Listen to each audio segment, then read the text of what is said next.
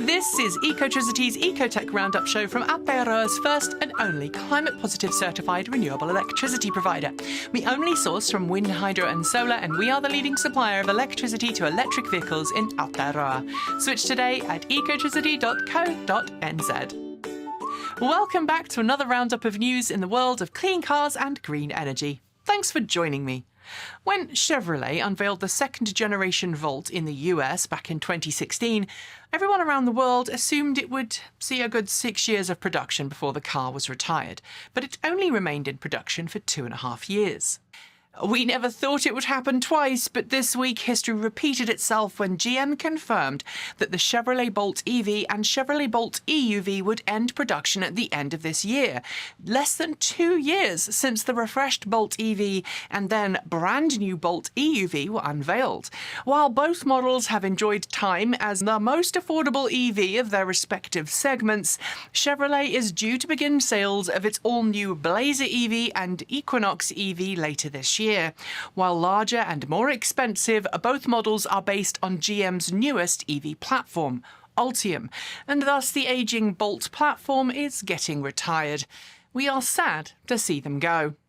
Less than 6 months after it debuted its all-new 2024 Volvo EX90 full-size electric SUV, Volvo has closed its launch year order books for the same, confirming during its Q1 earnings release that every single EX90 Volvo planned for production this year is already sold. Company CEO Jim Rowan told investors that the company has chosen to temporarily close its order books for the brand's new flagship model, but added that the order books would reopen shortly. While Volvo hasn't confirmed exactly how many EX90s it plans to make in its first year of production, the company's other electric models experienced a combined 157% growth quarter on quarter. This fact backs up a previous jab Rowan had made at Tesla along the lines of Volvo not needing to drop its prices in order to keep demand high. Continuing the slow drip of quarterly results we've seen over the past few weeks, Volkswagen posted its results this week, showing a healthy growth for its EV sales.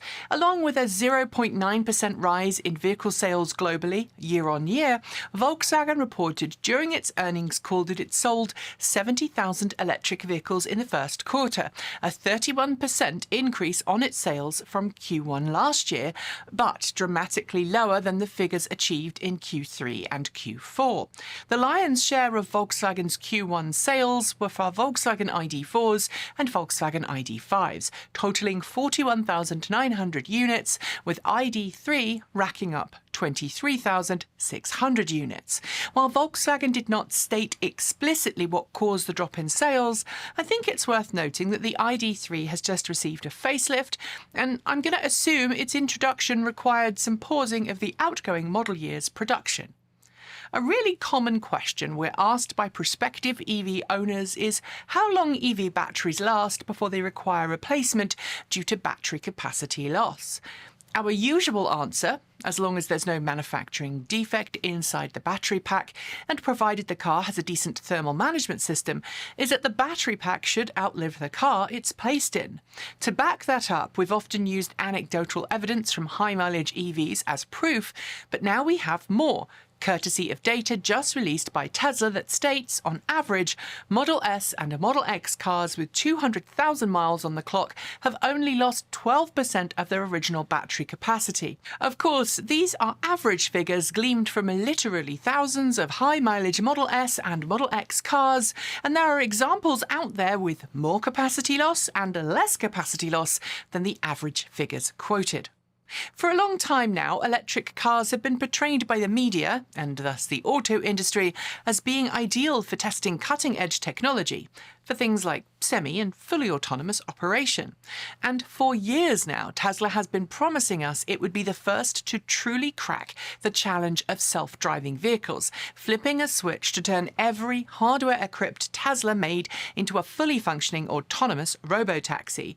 It's fair to say that everyone, including Tesla, has found the challenge of self-driving vehicles far harder than they originally thought.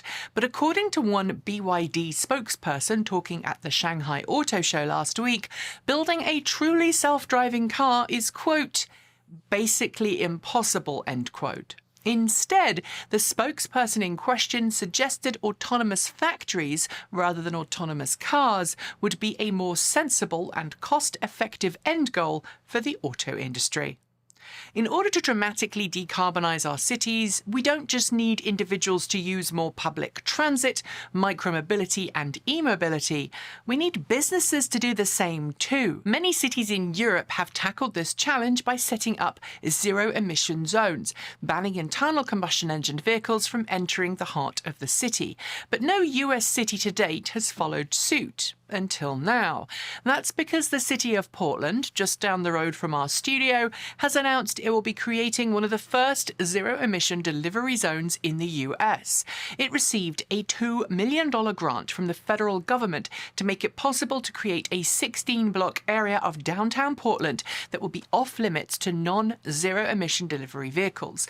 While the plan has yet to be finalized, it has the support from many local businesses and community leaders. The grant money for Portland's new zero-emission delivery zone came from last year's Inflation Reduction Act, as did the just-announced $400 million grant program to help school districts green their bus fleets. Announced midweek by the EPA, the $400 million in available funding is the first portion of nearly $1 billion earmarked by the Biden-Harris administration to help school districts dump the pump and switch towards cleaner alternatives. It's worth noting that the funding will also accept grant applications from school districts wanting to switch to compressed natural gas and propane-powered school buses alongside electric buses, with grants due to be prioritised towards high-need districts such as those on tribal land, in low-income communities and traditionally disenfranchised communities across the US. In the past few years, we've been following regular reports on renewable energy and green vehicles from the International Energy Agency, and this week they gave us a new one to look at.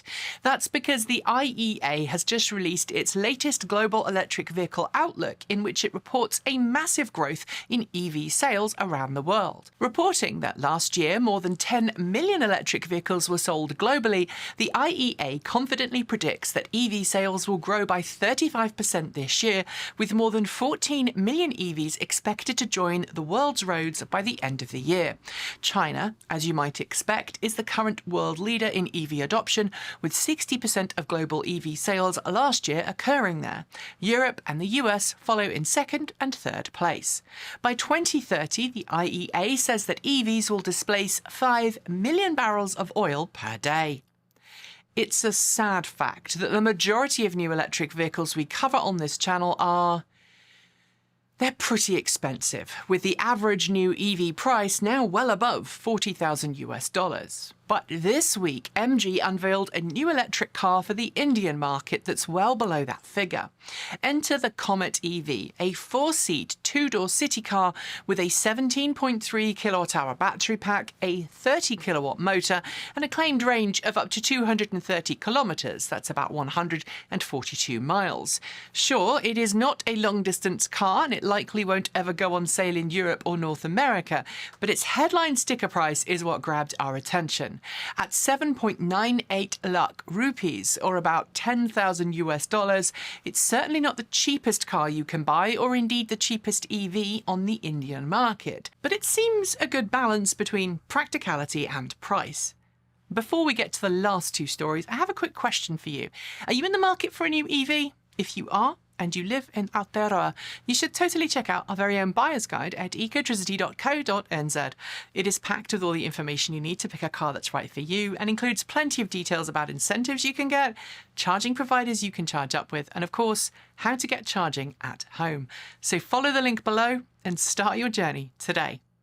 As I've said many, many times on this channel before, the transition to cleaner, greener, safer and smarter vehicles doesn't just mean electric cars, it means all types of transportation.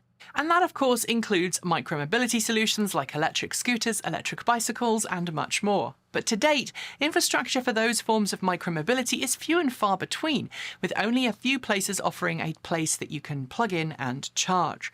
That could soon be changing in New York City, with the New York City Council Committee on Transportation and Infrastructure considering a proposal that would bring dedicated electric bicycle charging to the streets of New York. While the charging stations would be little more than power sockets, I think this is a great idea that more cities should consider.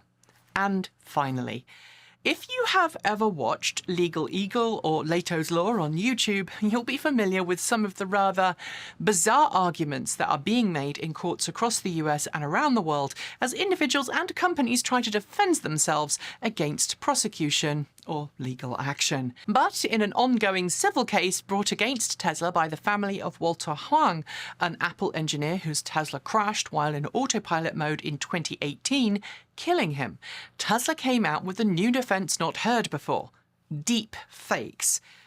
To be clear, evidence suggests that Huang was distracted and not following autopilot use guidelines at the time of the accident that killed him, and ultimately that's why he died. But his family claim that Elon Musk said publicly in 2016 that autopilot could drive more safely than a person. Tesla, in its defense, seems to suggest that Musk was in fact the victim of a deep fake. This claim made the judge ask Elon Musk to sit for a limited deposition to clarify what he's actually said or not. It's going to go on. Watch this space. And on that note, we are done for the day. Before I go, though, do make sure you've hit the notification bell so you don't miss out on the latest in EV news from this channel. And of course, if you haven't switched yet, it is time to switch to Aotearoa's first and only climate positive certified renewable electricity provider. It is super easy to make the switch, and in doing so, you will help wean Aotearoa off dirty energy and onto clean green power that will keep it beautiful for generations to come.